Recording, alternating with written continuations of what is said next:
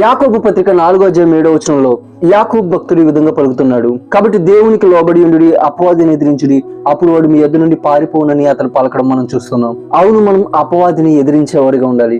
ఇక్కడ ఎదిరించుట అనే పదానికి గ్రీక్ లో వాడబడిన పదం యాంతిస్టిమి.